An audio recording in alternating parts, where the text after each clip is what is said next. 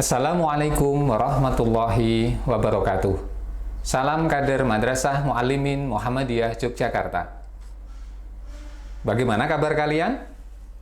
Mudah-mudahan kalian dalam keadaan kondisi sehat walafiat tanpa ada kekurangan satu apapun.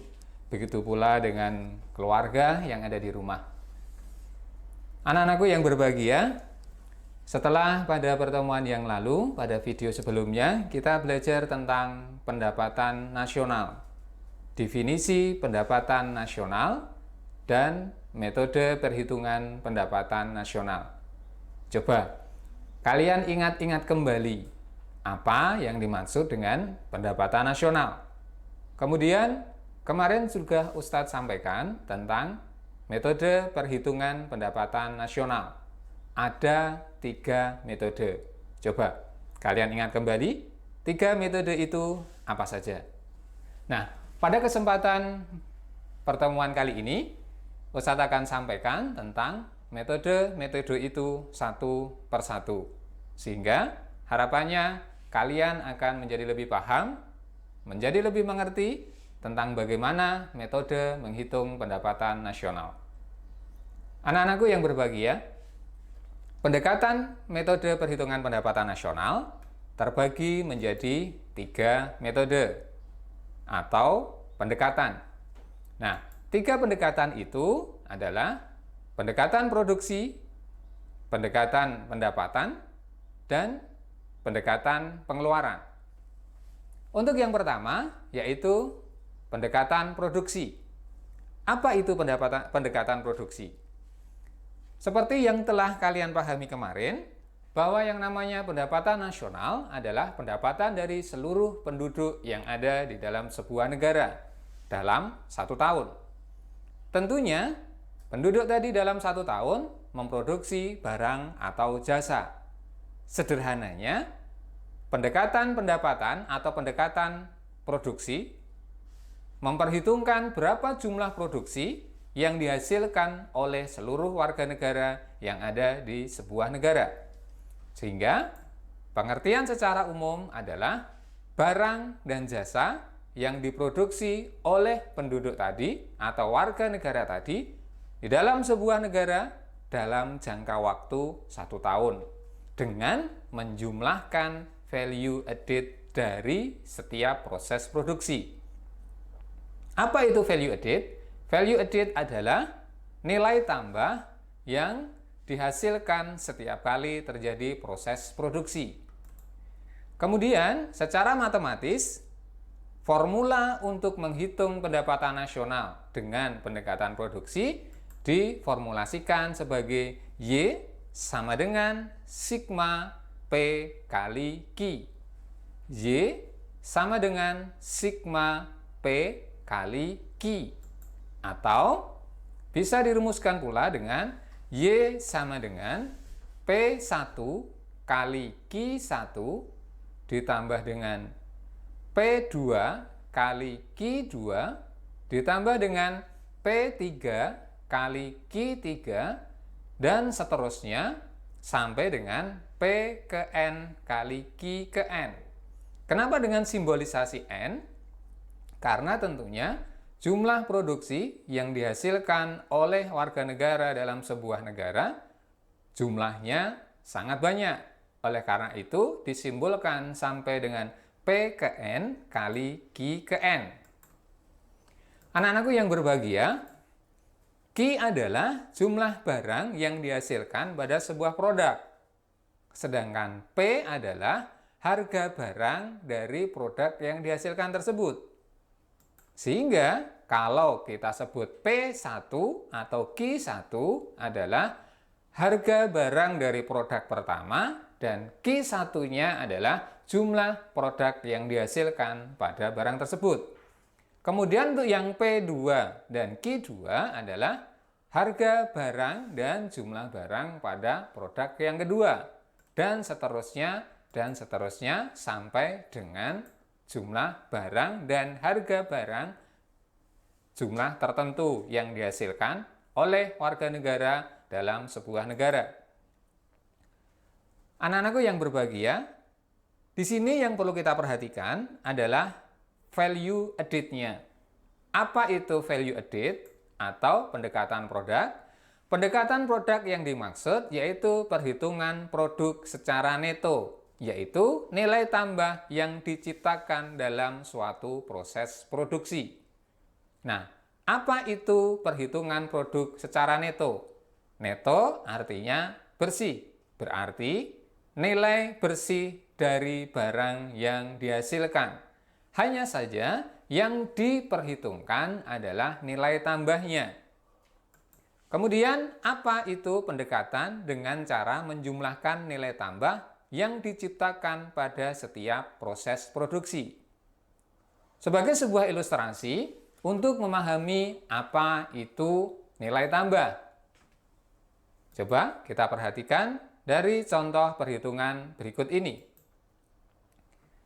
Di sini kita bisa melihat ada tahapan dari sebuah proses produksi, yaitu perkebunan kapas, pemintalan benang, tenun, jahit konveksi, dan departemen store atau toko yang memperjualbelikan barang berupa hasil kain tadi. Nah, di perkebunan kapas, petani kapas menghasilkan kapas mentah, di mana nilai penjualannya kita contohkan, kita perhitungkan 50 juta rupiah. Berarti nilai tambah untuk perkebunan kapas atau kapas mentah adalah 50 juta rupiah. Kemudian, kapas mentah tadi akan masuk ke proses produksi berupa pemintalan benang. Sehingga kapas tadi akan menghasilkan benang tenun. Benang tenun, harganya, nilai penjualannya, kita contohkan seharga 75 juta rupiah. Sehingga kita bisa menghitung nilai tambah dari benang tenun tadi, yaitu 75 juta rupiah dikurangi dengan 50 juta rupiah. Maka nilai tambahnya adalah 25 juta rupiah. Setelah benang tenun tadi dihasilkan oleh sebuah perusahaan pemintalan benang, maka kemudian akan ditenun menjadi tekstil atau menjadi kain. Nah, tekstil atau kain tadi tentu melakukan sebuah proses produksi di mana harga jualnya kita perkirakan, kita contohkan seharga 95 juta rupiah. Sehingga nilai tambah dari perusahaan tenun atau yang menghasilkan tekstil senilai 20 juta rupiah. Kemudian, untuk tekstil yang sudah dihasilkan akan dijahit di perusahaan konveksi menjadi sebuah kemeja. Kemeja tadi kita taksir, kita contohkan harganya 120 juta rupiah. Sehingga nilai tambahnya senilai 25 juta rupiah. Sedangkan setelah kemeja tadi jadi, tentu akan dijual atau dipasarkan ke konsumen melalui departemen store atau toko baju. Nah, di toko baju tadi, baju yang dihasilkan tadi dari perusahaan konveksi dijual seharga 170 juta rupiah. Sehingga nilai tambahnya adalah 50 juta rupiah. Pertanyaannya, terus berapa nilai dari pendapatan nasional dengan memperhitungkan nilai tambah? Nah, caranya adalah menambahkan dari seluruh nilai tambah. 50 ditambah 25, ditambah 20, ditambah 25, ditambah 50, atau senilai 170. Nah, kalau kalian tidak ingin menambah nilai tambah, Anda juga bisa melakukan dengan melihat nilai barang akhir. Kapas tadi, nilai barang akhirnya adalah baju yang diperjualbelikan di departemen store seharga 170. Maka nilai dari pendapatan nasionalnya adalah 170. Bukan dengan cara menambahkan 50 ditambah 75 ditambah 95 ditambah 120 dan ditambah 170. Anak-anakku yang berbahagia, secara nasional Badan Pusat Statistik membagi menjadi 11 lapangan usaha yang diperhitungkan dalam pendekatan produksi ini. Yang pertama adalah pertanian, peternakan, kehutanan, dan perikanan. Kemudian yang kedua adalah pertambangan dan penggalian. Yang ketiga adalah industri pengolahan. Yang keempat adalah listrik, gas, dan air minum. Kemudian yang kelima adalah bangunan. Yang keenam, perdagangan, hotel, dan restoran. Kemudian yang ketujuh adalah pengangkutan dan komunikasi. Yang kedelapan, bank dan lembaga keuangan bukan bank. Kemudian yang kesembilan, sewa rumah. Kesepuluh, pemerintahan dan pertahanan. Dan yang ke-11 adalah jasa-jasa. Nah, itu adalah pengelompokan dari hasil produksi yang dihasilkan oleh perusahaan atau warga negara di dalam sebuah negara yang diklasifikasikan oleh Badan Pusat Statistik.